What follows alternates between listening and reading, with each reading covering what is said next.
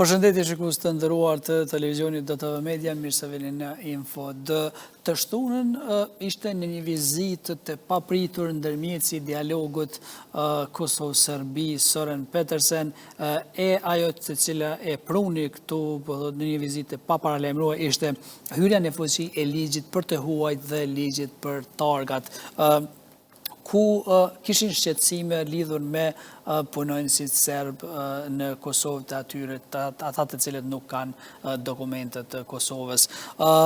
Dhe kështu Kurti njoftoi që do të ketë lehtësira për serbët me dokumentet të lëshuara nga strukturat ilegale e po ashtu edhe për student. Ai tha që do të ketë leje shtesë deri në 3 muaj, edhe po ashtu edhe për student për 12 muaj me mundësi që do të mund të aplikojnë sërish. Ndërkohë, kjo po vlerësohet si shqetësuese pasi njohja e dokumentave të strukturave ilegale e dobëson autoritetin e institucioneve të Kosovës dhe mundësi për ndërhyrje nga jashtë në çështjet e brendshme të Kosovës. Për të diskutuar rreth kësaj teme, por edhe tema tjera rreth krizës institucionale me mosgjetjen e presidentit dhe tashmë një lëndë në gjykatën kushtetuese, vetëm pas pak do të flasim me opinionistin Bekim Selishta, por së pari ju ftoj të ndiqni lajmet kryesore të ditës. Mëngjesin e së hënës ka humbur jetën një person si pasojë të shtënave me armë zjarri në qarshinë e vjetër të Gjakovës. Policia në Gjakovë bëri të ditur se është në kërkim të dyshuarit për vrasjen e rëndë dhe plaguesin në Gjakovë. Zëdhënësi i policisë Shremeta Lezaj tha se ky është vetëm një person i kërkuar në këtë fazë hetimore, ndërkaq i plaguesuri është dërguar në repartin e ortopedisë në spitalin e Gjakovës për trajtim të mëtutjeshëm. Sot në orët e hershme të mëngjesit, rreth orës 5:30 jemi njoftuar se 2 persona të moshës madhore ishin qelluar me armë zjarre në rrugën Vllazërit Frashëri në Gjakovë. Policia me njëherë ju ka përgjigjur rastit, ka dalë me ngjarje, në sitën e nevojshme policore ka dalë me ngjarje. Njëri nga këta të lënduar faktikisht ka ndërruar jetë në vendin e ngjarjes, vdekjen e tij e ka konstatuar ekipi mjekësor që ka qenë atje. Po ashtu në vend ngjarje ka dalë edhe prokurori i shtetit, në konsultimet të cilin është iniciuar rast vrasje e rëndë, ndërsa trupi pa jetë është dërguar në IML për ekzaminim mjekullor. Orës 5:20 ka një pacient të plagosur në emergjencë. Me një marrë masat në bërgje të ekzaminime dhe trajtimi nevojshëm. Pacienti është hospitalizuar në repartin ortopedisë, prokuroruar në trajtim, gjendja e pacientit është stabile. Një është kritik për jetë.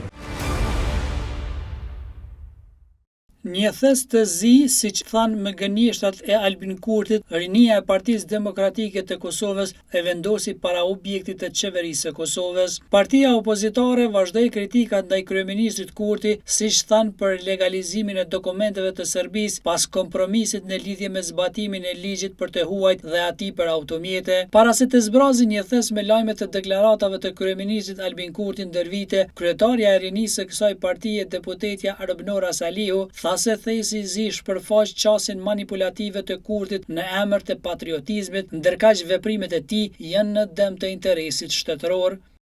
Ky vendim i Albin Kurtit është tradhti ndaj shtetit dhe qytetarëve. Është paradoksale dhe shqetësuese që një kryeministër, i cili nuk arriti të gjejë konsensus politik për zgjedhjen e presidentit, sot gjejnë gjuhë të përbashkët me strukturat paralele dhe me Serbinë. Prandaj nga këto, ne i bëjmë thirrje qeverisë së Kosovës që t'i ndalë politikat e dyfeshta dhe të mos i mashtrojë më qytetarët tonë.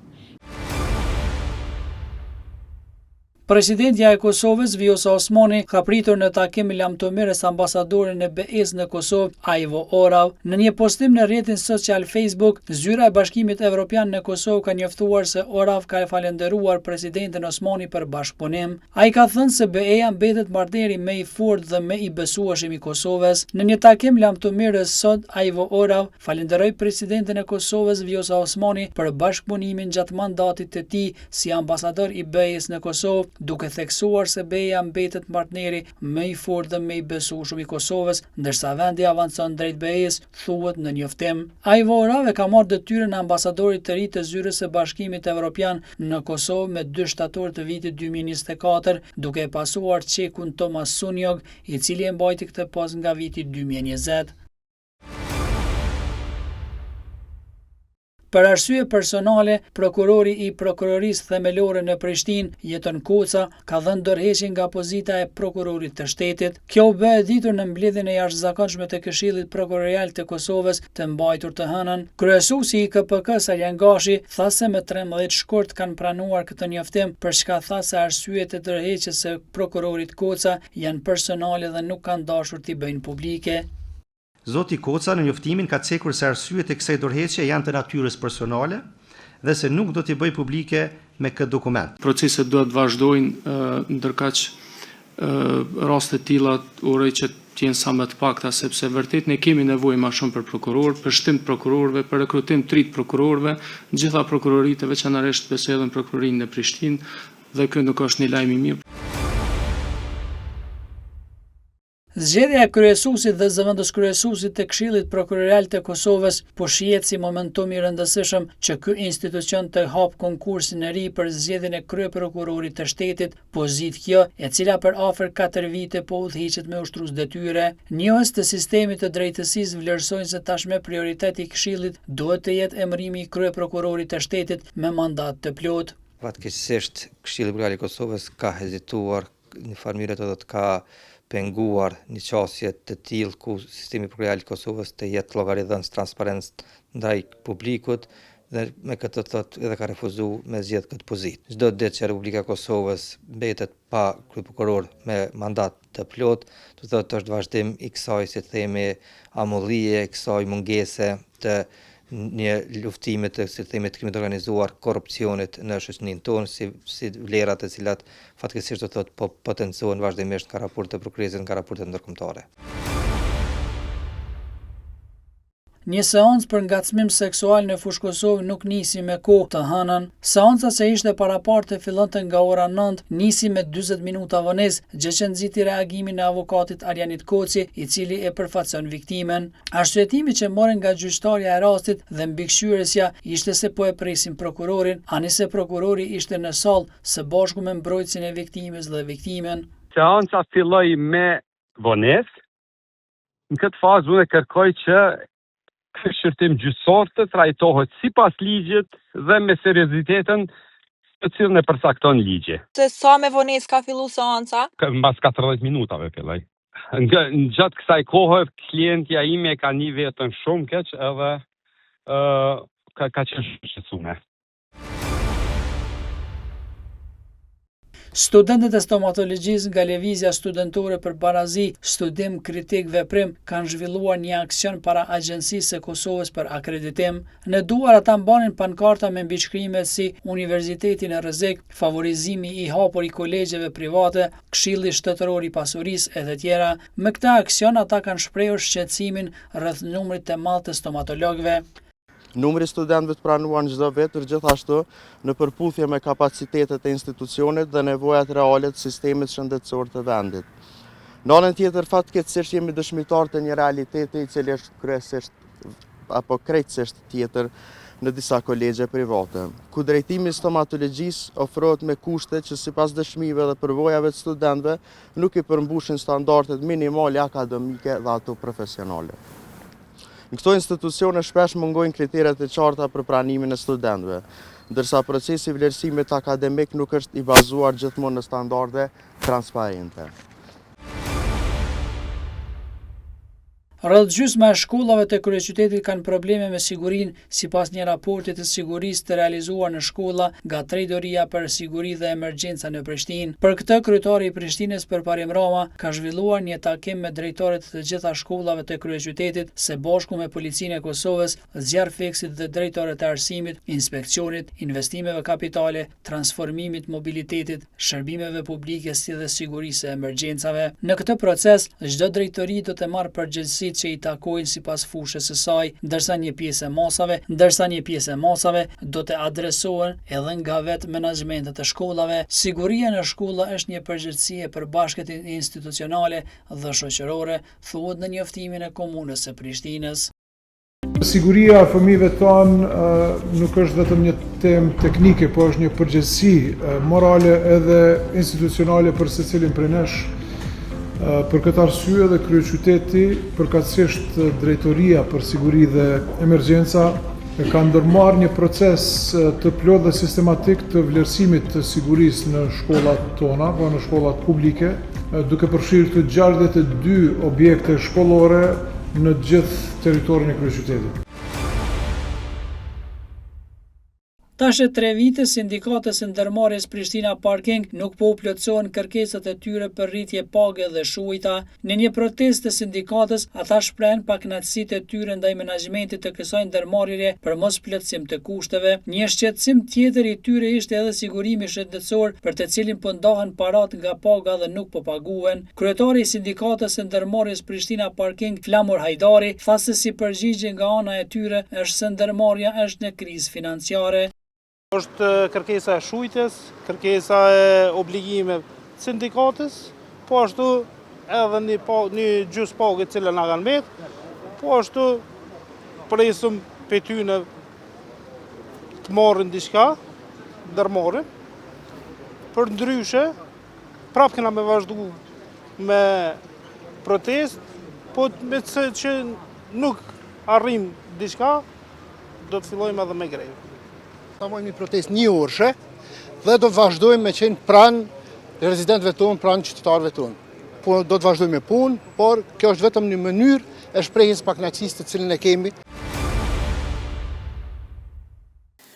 Shuhës nderuar, tani është koha për bisedën në studio. Zoti Zelishta, mirë se vini.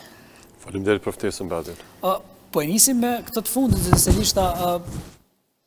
Dje me 15 ka hyrë në fuqi ligji për të huajt dhe ligji për targat.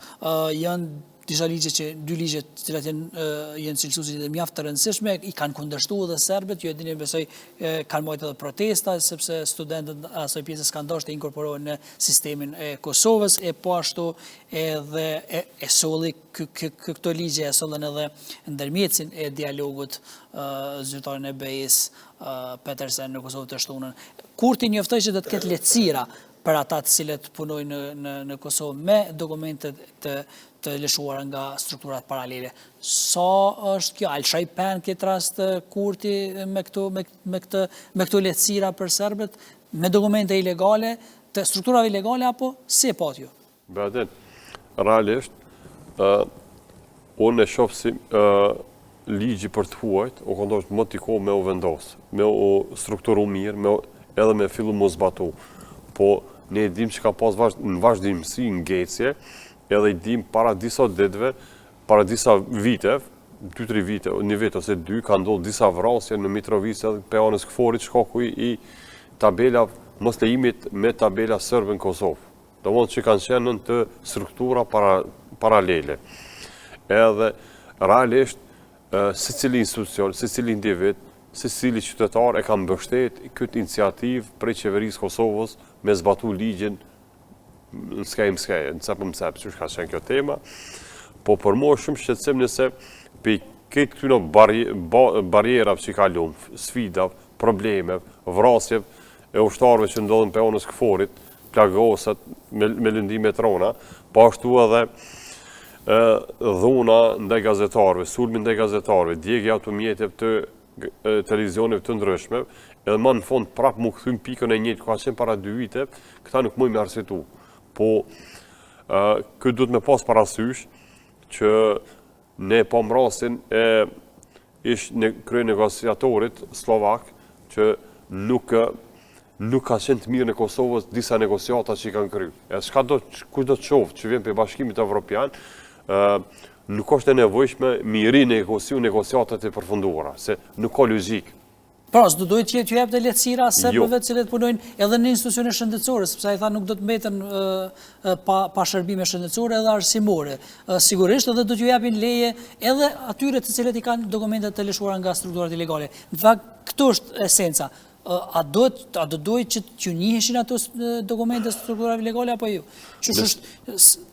Sa e cenon integritetin shtetëror edhe institucional të Kosovës? Fakti që na kem krizë institucionale që 2 vitet e fundit që s'po me kriju as institucionet e qeverisë, po ashtu dhe presidentën, po ashtu dhe kuvendit disa herë është përnda, domethënë nuk ka pas stabilitet politik, ky mos stabiliteti politik po referohet shumë keq edhe në dikastjerë tjera nuk na marrin seriozisht asnjë vend i Bashkimit Evropian. Për këtë arsye kondosh pe kohës me vendosën që mos me qenë tolerant ndaj negociatave që janë negociu, s'ka nevojë më rinegociu. Ishte një presion sepse erdhi në vizitë pa parlamentuar, pa paralajmëruar Petersini. Po le të vinë çështë dojnë, ne në Kosovë nuk mundemi rinegociu negociatat e përfunduara, se s'ka logjik. Ky ndërmjet si Bashkimit Evropian le të shkojnë në Serbi që për çdo ditë arrestohen qytetarët e Kosovës që kalojnë për Serbi, aty është mirë me u marr me këtë presionin, jo me u marr me presionin e dokumentave, është e qartë nëse janë vonu me marr dokumentat e Kosovës me që kanë pas domthon para luftës, po nuk ka logjik, domthon me ushtu numri i serbëve në çet mënyrë pa e kontrolluar kurrë. Domthon ty nëse shtohet numri i qytetarëve serb në Kosovë pa në kontrol për institucionet të vendit, kjo tregon që ne kem krizë të identitetit dhe të kontrollit të shtetit në raport me strukturat paralele.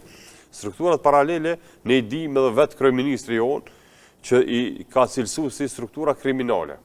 Nëse në struktura kriminale qyshja pranon dokumentat e në vazhdimsi për tyna kur ato kur kanë dashur, si kanë dashur të kanë shtuar numrin e serbëve në Kosovë, të marr parasysh që në Kosovë strehen e kanë gjetë edhe vend qëndrimi kohë gjatë mirë edhe sërt që kanë bërë krime në Bosnjë, në Kroaci dhe në Sloveni. Si pasojë e struktura paralele, ato serbë janë dislokuar në disa territore të Kosovës edhe kanë qenë shumë komod si pasojë që ne kemi pas dokumentat e paraluftës. Po ti ke pas dokumentat e paraluftës, po se ke pas leje qëndrimin e Kosovës. Kjo struktura paralele, domethënë që ende serbë e marrin në në qetësinë e vet serbë që kanë bërë krime në vende ndryshme të ish Jugosllavisë edhe këto pegjojnë strehimin. Thash, ne me këtë vendim veç për vështërësojmë punë vetë se po legjitimojmë dhe legalizojmë kriminal në Kosovë që kanë bërë krime në vende të ndryshëm edhe ne këtu i kemi legjitimu. Po, a thoni se çaj pa kurti për boll presionin ndërkombëtar? Po, realisht kjo po shihet si që ka lëshu pe, ose te kalim i kësaj pike të rëndësishme që edhe me marrëveshjen kur pa të ndërhyr në Mitrovic, në pjesën e Mitrovicit që pa parandalu automjetet me targa të Kosovës që kanë vozit sërbë, edhe pse këforin atë kohë ja pa të kërku për Albin Kurti s'pa kohë 6 muaj kohë me i shty qëto negociatat për kontrolin e gjitha dokumentav që nuk janë për Kosovës, që mos mi leju me hynë Kosovë. Edhe kryeministri jatë hershëm dhe i tashëm nuk ka pranu asnjë negociat në qatë kohë për këto dokumentat me pas negociim. Tash nuk pe kuptoj cila është arsyeja që në këtë kohë me marr këto tikalime ose këto lëshime edhe mas 3 vite mas atyna incidente që kanë ndodhur edhe vrasje dhunës në Mitrovic. Si pasojë që këtyre dokumentave që është marrë vendimi, unë e di që ka qenë vendimi njëshëm, po ka qenë i mirë në raport me institucionet e Kosovës sepse ushtrike, sovraniteti edhe legitimiteti në gjithë territorin e Kosovës i shtetit edhe i institucioneve të Kosovës. Me gjithatë edhe këtu, zbatimi i pjesshëm themi i ligjit për dikan me lehtësira, për dikan jo, sepse tash këtu preken edhe qytetarët e Luginës Preshevës, tazëm që janë në Kosovë që jetojnë që s'kan dokumentet Kosovës duhet me leje qëndrimi. Do thotë, dikujt për ofron lehtësira dhe dikujt jo. Çfarë efekti ka në aspektin e zbatimit ligjit kur ti se zbaton për njëjtë për të gjithë? Unë personalisht një shumë qytetar të Luginës Preshevës që i ka gati që 15 ose 20 vite që jeton në Kosovë edhe nuk ka dokumentat Kosovës. Që to kondosh me u standardizu ligjet, sa vite ki drejt me nejtë Kosovë, mi pagu tatimet e Kosovës, le qëndrimin, ma ne me marë në shtesinë e Kosovës. Në shtësia e Kosovës nuk du të me qenë ka që thjesht me o marë për cili do qytetar që vjen Kosovë me jetu me marë në mënyrë automatike. Duhet mi pas disa standarte, mi pas disa parametra, disa kushte, mi analizu kujt po do mi alesu leje qëndrimin në Kosovë. S'ka rëndësi kush është. Në gjitha vendet e Bashkimit Evropian e ka standard, profilet që dveçanta ju jipet për parësitë në shtetësia, po ato janë dekretet dveçanta që vinë për presidentit. Studentët të shtetet të ndryshme i lejohet leje qëndrimi, po jo në shtetësia. Po leje qëndrimi shkon me faza, ki 3 muj, 6 muj, 1 vit, varësisht për studime, kos gjatë të studime. Manej, edhe i qytetarë që merr në shtetësinë e Kosovës duhet me pas parasysh sa ka dhënë kontribut këtë shtet, sa ka pagu tatime për me u legjitimu një drejt për me jetu në këtë vend, që qytetarin ndershëm edhe i pagu tatimet për këtë shtet. Këto duhet me pas shumë parasysh, manej me marrë vendimet të tjera. Tek ne, unë nuk e kom pas që kanë marrë parasysh këto vendime, se kur është vendos, por dikujt me leju në shtetësia e Kosovës, që jënë marrë parasysh sa ka pagu tatime, a ka një profil të veçantë që i vyn industrisë, ekonomisë ose tregtisë Kosovës, apo profesione të ndryshme, fusha të shëndetësisë apo inxhinierisë, që me u leju leje qëndrimi në Kosovë. Tek ne, këto nuk i ka marrë parasysh hiç, ka shkum blanko, edhe kjo është shumë keq. Ne nuk mujmë me shkum në mënyrë selektive për kriminal që unik pe Kroacisë e Slovenisë, e Bosnjës me anë Kosovë me marrë leje qëndrimin, ndërsa qytetarë tjerë me prit kur t'i vjen rendi. Kjo duhet me qenë mënyrë ma specifike, duhet me qitë kushtet për me ja leju dikujt me ja leju në shtetësinë e Kosovës. Megjithatë, zoti Zelishta, jemi në një kohë krize, të themi, edhe po ndodh ky zbatim i ligjit në një kohë krize, kur po themi krize sepse s'kemi kuvendi i Kosovës nuk është në funksion, domethënë të tij, dhe që do të mund të aftonte edhe ministrin e brendshëm, edhe kryeministrin në ndonjë interpelancë dhe të kërkonte sqarime, por edhe llogari themi për këto çështje, sepse kemi një lëndë në gjykatën kushtetuese, ju e dini që tashmë depo mos përkohshme ndaj dekretit të presidentes, por edhe funksionimit të rregullt të kuvendit. Sipas jush, si ka qenë, kemi në pritje, çka pret në fakt prej këtij gjykimit të gjykatës kushtetuese që pritet jetë në fund të këtij muaji, mos është deri me 31 mars. Çka do të vendos gjykata kushtetuese me një ose me një kusht tjetër, të veçan në zgjedhje, sepse i kalon afatet për zgjedhjen e presidentit, do të thonë kushte specifike se si duhet me u zgjedh presidenti. Çka do të merr gjykata kushtetuese, shihet që janë vonu me u zgjedh presidenti, janë vonu me zgjedhën, me bo marrëveshjet politike për zgjedhjen e presidentit, edhe nuk janë kriju kushte tjera që me bo alternativa për një president tjetër të ri. Sepse na nuk kem pa që ka disponim për subjekte tjera që mund me ullë, me diskutu.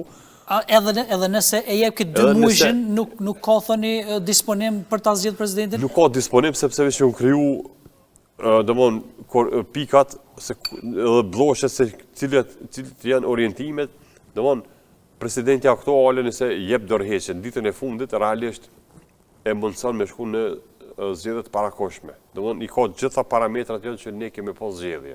Domon zgjedhjet të mendoj që kanë me qenën maksimumi kanë më mojnë brenda 75 ditëve kanë më kry zgjedhjet ose kanë më bo një zgjidhje, po nuk besoj që ka me qenë një zgjidhje që është e kënaqshme si pasojë se po shihet që vazhdimsi unë shkel ligjet e Kosovës. Po nga presidentja për mua nuk është për mohabit që vjosa realisht është marrë veç me interesat e pozicionin e vet. Ne kemi pasur një vit ku vendi nuk funksionoi, unë nuk kam pas që ka marrë iniciativë të vetme presidenti i Kosovës që është gardiani i kushtetutës Kosovës, iniciativën me ul palë në bisedime për me të kalu ngërshën politikë që kanë më shumë se një vit për zgjedhjen e kryetarit të kuvendit, zgjedhjen e kryeministrit edhe me vazhdu me funksionu me institucionet vend. Presidenti, aja të hershme, edhe tash edhe pak ditë që kanë betën, farë nuk është marrë me parimet e politikanës si presidentet që duhet me që neutrale me ujë palët në bisedime. Fakti, për mu ka qenë shumë shqetësuese kur e përmend datën 28 dhjetor, që ka qenë datë e favorshme edhe mes bisedime që është kry mes presidentës aktuale edhe kryeministrit Albin Kurtit, që është marrë vendim, kryeministrit në detyrë të Albin Kurtit, që jënë pajtu që me qenë 28 dhjetori. Për mu... Që i bjen si ja ka mojt anën?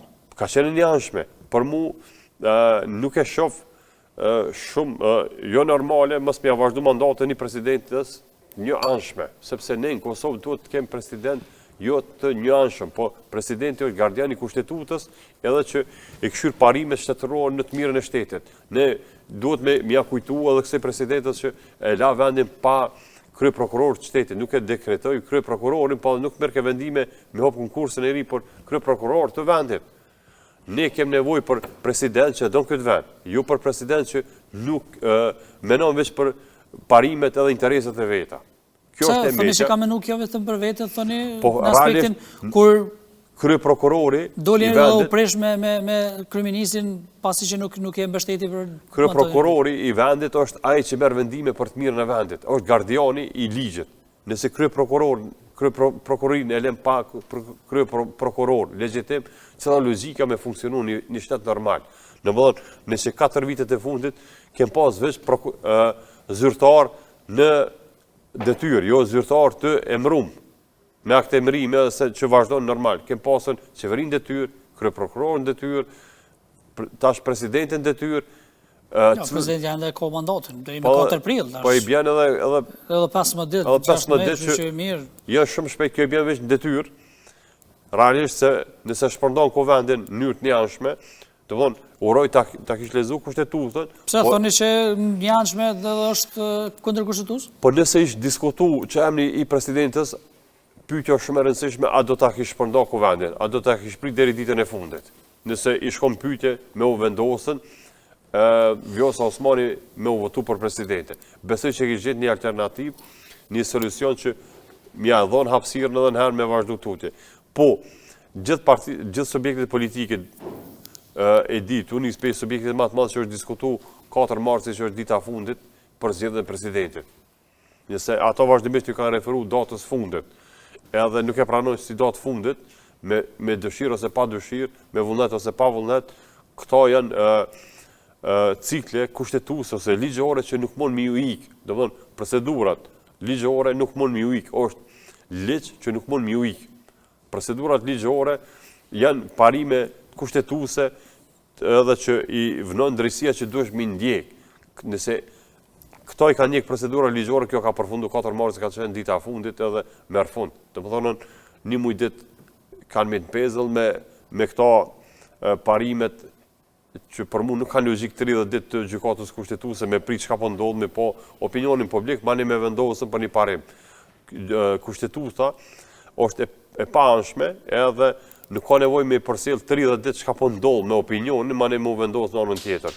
Pse po thoni që po e pret çfarë po ndodh? Por mu ka qenë shqetësim. Merkuan ndoshta të nevojshme për të vendosur për një çështje. Vendimet që janë marrën gjatë pjesës për zgjedhjen e kryetarit të kuvendit kanë qenë për mu të palogjikshme. Të pa caktueshme. Domethënë kanë qenë pa logjik. Domethënë kanë marrë vendime të pa logjikshme, i kanë shtyr 30 ditë me masa të përkohshme, por nuk kanë marrë vendime të logjikshme. Gjykata kushtetuta është gardiani i një vendi, që i përcakton si kanë mos zgjidhur, si kanë me funksionu shteti. Normal, po ne kemi edhe Anglinë që nuk ka gjykatë kushtetuese, po funksionon me parimet e të kaluamës se si është vendosur për një çështje të caktuar pa kushtetutë. Do të ishte shembulli më i mirë. Amo Anglia po funksionon pa kushtetutë shkruar. Na kemi kushtetutën e shkruar dhe nuk po kem probleme me gjetë hapësirat se si funksionon. Po për atë arsye edhe shteti i fundit jem shtliru për robnisë. Sipas që ende nuk kem fillu me çmu shtetin, me do shtetin, edhe me çmu gjithë ato sakrificat shekullore që mbo këtë shtet me ndërtu me mund, me gjak edhe me sakrificë.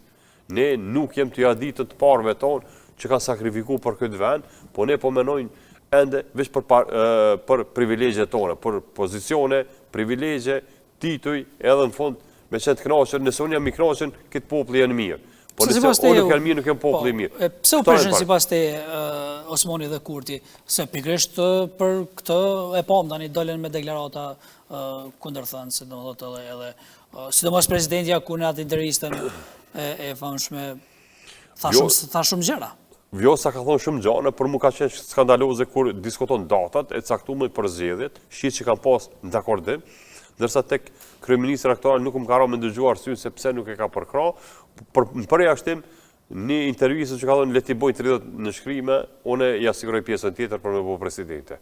Këta e di që është thonën, Kjo nuk e ka marrë mundin as 3, as 10, as 30 me bo, edhe përfundum ku e Edhe presidenti e kishte thënë diçka tjetër, se i kishte thënë që lobo me tjertë, pastaj i merr edhe votat tona. Dhe kur tha që i ka siguru nga partitë opozitare që i bike LDK-ja, atëherë ai kishte thënë që jo na duhen 85 vota, e që nuk do të mund të rrinin vetëm me LDK-n.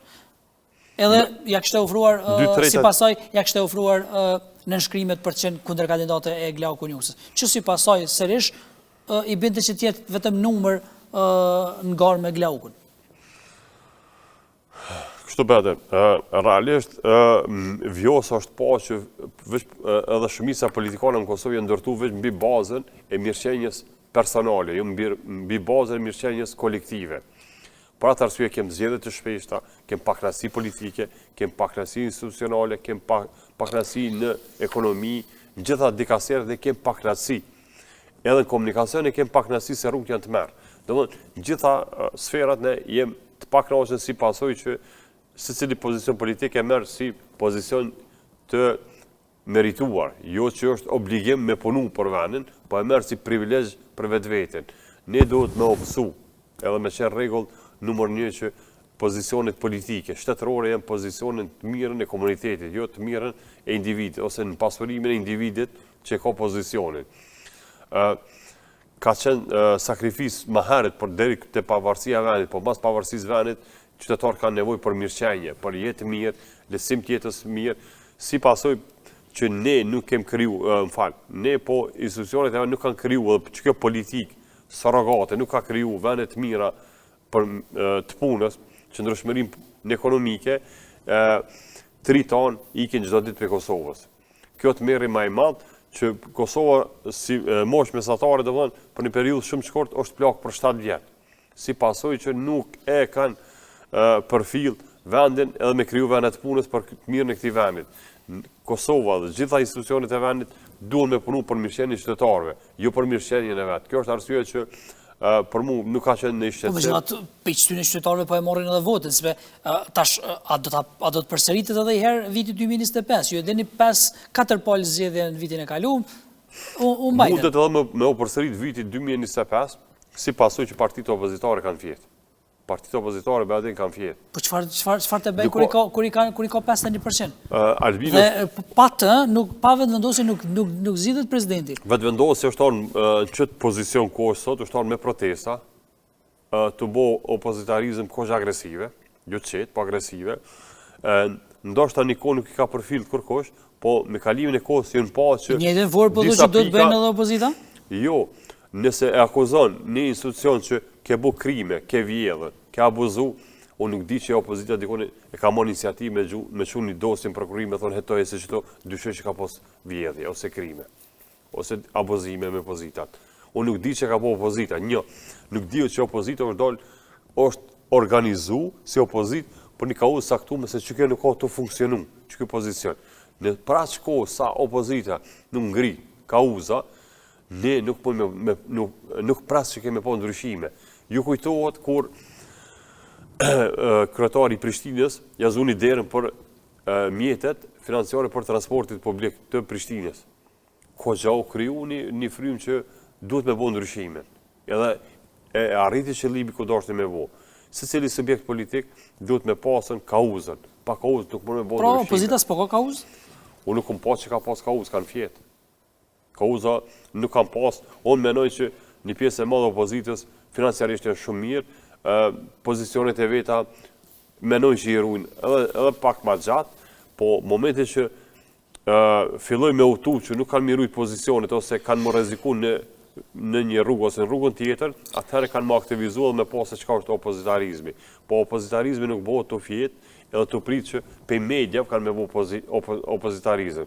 Mediat e kanë... Po çfarë opozita ishte dashur me bëu në çit rast të çështja e presidentit, zoti Selishta, tani në aspektin e zgjedhjes së presidentit. Cila është opozitarizmi? Këta e bën opozitarizmin e vet, s'morën pjesë, ne s'morrim pjesë, jemi kundër, pa marrëveshje, nëse i ke, zgjidhe. Domthonë, ke do të më marr okej. Po duhet me arrit deri sipas jush. Në Francë, nëse një cent është ngrit çmimi i naftës, ka pas protesta gjithë popullore. Ne si popull duhet me mësu se cilin politikan që nuk i kry vendimet me ushu protesta, tuke u nisën peqmime që nuk arrit 20 fish, e pakat jenë pozicionit njëta. Ne, opozita, duhet me arrit me kryu besim në masë, edhe me ngrit kauza, edhe nëse për një sent ngritët nafta. Po protesta bën për pushtetin zotësërisht dhe jo kundër opozitës, s'ka dorë për opozita. Nëse ngritën çmimet, do të pushteti me kërku zgjidhjen. Do me troki tek ajo, në kuptimin e protesta. Në cilën mënyrë?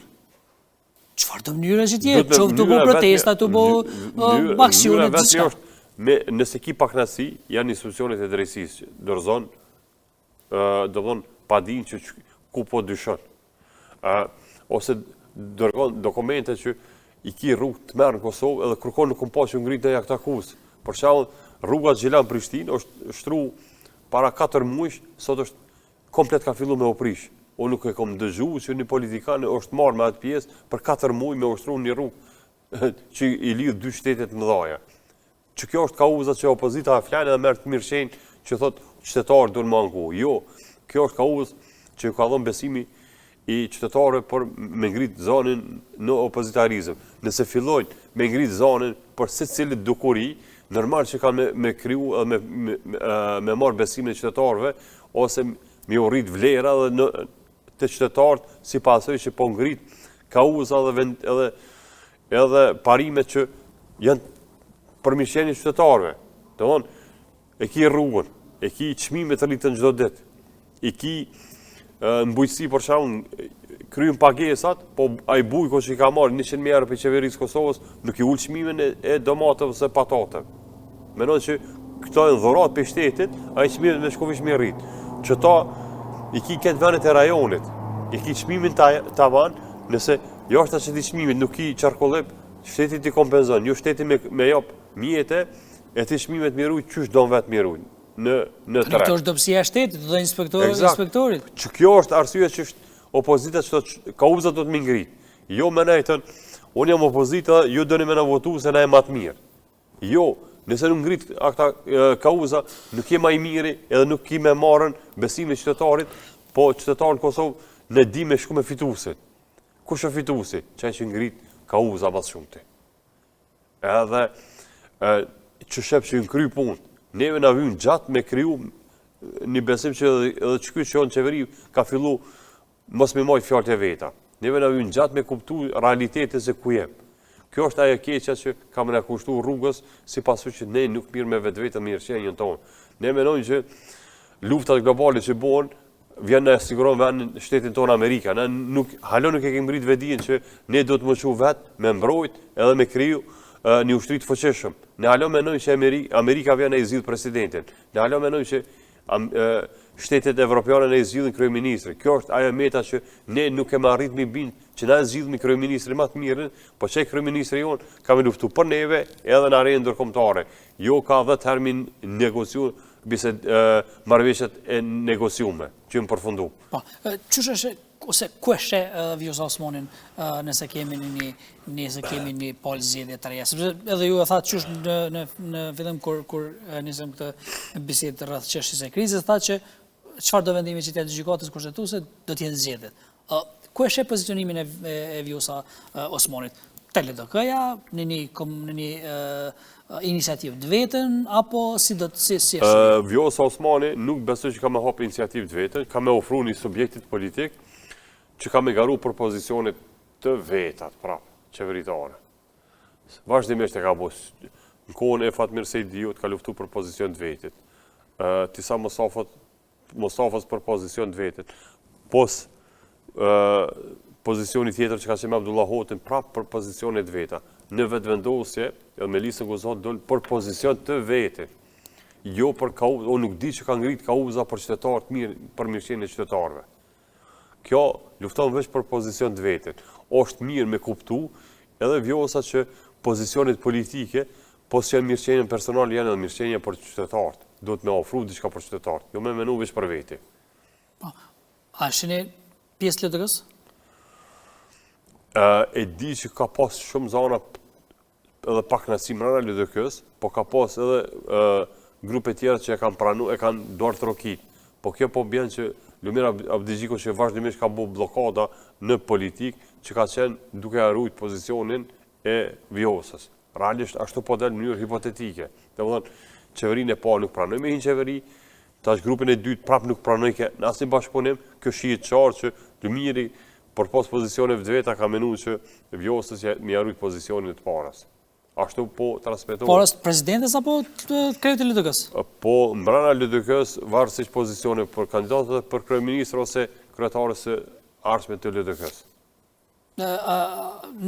Sepse nëse zgjedhet një vendim që dekreti i saj ka qenë kundërkushtetues për shpërndarjen e një anshme të konventit, atëherë aja më nuk mund të zgjedhet presidenti, sepse cilësohet si shkelje kushtetutës dhe një person që shkelje kushtetutës nuk mund të bëhet presidente. Mendoni që kjo do ta penalizoj? Nëse mirët ky vendim. Hipotetikisht po themi, se nuk e di. Nëse është hipotetikisht, unë kështu kisha pas me u përgjigj. Nëse kushdo që shkel kushtetutën, unë kisha pas me ligj me ndalu me u marrë me politikë, sepse nuk është i dobishëm për atë vend. Sepse prapë shkel kushtetutën. As në pozicione tjera? As në pozicion tjetër. Një njeri që shkel kushtetutën nuk di çka ka me kërkuar në pozicione tjera politike. Megjithatë, çfarë të bëjmë për qeverinë që 10 ligje janë dalë antikushtetuese? Çfarë të bëjmë tash? Po qeveria, ato juristë që kanë hartu kanë qenë antikushtetuese, po me marrë vendimet në një anshme, domethënë një politikan kur e din që nëse po them që është shkel, po dyshoj që është shkel kushtetuta, sepse gjithkohon është diskutuar 4 marsi që është dita e fundit. Deadline dhe i fundit për me zgjedh presidentin. Ai ki numrat as i ki është e parëndësishme, me rëndësi që ti nuk e mujt me bo hapin pa marrëveshje politike me një subjekt politik. Unë këtë rast asnjë sekond nuk i fajsojnë partitë opozitare si pasojë që nuk e kanë obligim asnjë ligj, asnjë vendim mja votu dikujt si pasojë që nuk kanë marrëveshje politike, sepse ato kanë millon llogari elektoratit vetë nesër, sepse ke votu një ligj kur ti nuk e qenë, ose një ligj, ose një pozicion politik kur nuk i marrëveshje politike. Ne e dim që partitë politike janë kriju si pasojë me rujt pozicionet dhe interesat e veta, po jo me bo pari me dikujt tjetër me mbrojt interesat. Kjo duhet me ditë se cili politikan. Tunis pe Ibrahim Rugos mas luftës, kur ja dha mundësi me qeverinë e parë pa opozitë, qeverinë e dytë i zgjodh pozicionet e veta, e qeveria e tretë ka pas raste kur 2013 ose 2016 është që ngërshi politik, edhe pse e fitoi PDK zgjedhjet. 2014, ishte 6 muaj kur u bën bloku Vlan. Bloku Vlan arritën të kaluan me kryeminist edhe prodhoi një kryeministër Isa Musafër. Kjo tregon që se cili subjekt politik duhet me ditë. Pozicionet politike duhet me marrëveshje më kry. Nëse nuk i marrëveshje, ndoshta ti nuk do me dhënë pozicione, pasaj tjetëri do me të dhënë falë pozicionet që ti pi kërkon. Se pozicioni i presidentit nuk është pozicion i vogël, si dekreton gjyqtarët. Është kreu i shtetit me kushtetut. Është komandanti i ushtrisë edhe që emëron drejtorin e OKI-s. Domethënë këtë pozicion më vital i ka pi presidentit. Aty nuk mund me shku pa konsensus. Sikur këtë rasti që vetë Vjosa ka deklaruar që ka qenë vazhdimisht e njëanshme në raport me vetëvendosjen. Kjo vetë ka pohu. A shë më keq apo më mirë në një palë zgjedhje partitë opozitare? Nuk e di. Por edhe Kurti, a do t'i hakmerret, themin thojza, ky prishja raportet me Osmanin? Nuk besoj që Vjosa që ka për të hakmarr, sepse po mund me hakmarr vetë qytetarët kanë me kriju një bindje që duhet me bënë një ndryshim, sepse nuk mund vazhdimisht me dhënë vota, bas me marrë kur gjë. Jemi lodhë për zgjedhje të shpeshta. Pra, thoni që mund t'jetë dëshkim nga qytetarët për gjitha partitë, ose kështu për spektrin politik? Menoj që kanë mund dëshku se cili subjekt politik nëse nuk e krymë punën e vetë dhe pozicionin e vetë aty kjo është. Edhe opozitën se sheni shumë që mund ndryshojnë në numra? Unë nuk di çka ka me ndryshu, kur nuk ka ngrit asnjë kauzë. Nuk është opozit më dok bukur, me nejtë bukur në karrik edhe me dalë me u taku me llojin e njëjtë, të mund subjektin e njëjtë edhe me thonë që ne po fitoj. Opozita do të me ngrit kauza, prapë e thot. Do të me ngrit çështje. Do të me u marrë me vendimet e paligjshme, do të me marrë me vendimet që nuk janë interes të popullit. Kjo është roli i opozitës. Nuk është roli i opozitës, unë më dok bukur edhe voto mua se jam më i miri, ose unë s'po du me pa që kryeministri në pozicion edhe duhet më largu se unë s'po du. opozita ka rol me protestu, për çështë s'po them me qëndvënshme, me protestu edhe për vendimet që mirët njanshme se jo të mira, po e kanë mundësin kovend me ngrit kauza. Nëse aty s'lejohet me diu me kanë pas maksimalisht hapësira ku kanë diskutu, po nëse edhe aty nuk funksionon, e ki ato militantë që i ki, besoj që ki arrit me kriju besim tek njerëzit edhe me ngritën kauzat bashkarisht, s'kur që për një kauzë, për kauzën Liria ka emër, i ki po rrugët e Prishtinës mbushën kur është. Po du të me arrit mi bindën që edhe për një çështje tjetër, ashtu du të mi mbush të rrugët e Prishtinës nëse një vendim nuk ka shku mirë. Por ndryshe, opozita shkon të vështëro, nëse nuk fillon me ngri çështje të rëndësishme për vende. Po, cilisht unë falenderoj shumë që ishe sonte ne vëllë. Faleminderit shumë Badin, urojmë ta kishim japë më të mirën. Faleminderit edhe në përftesë. Faleminderit shumë.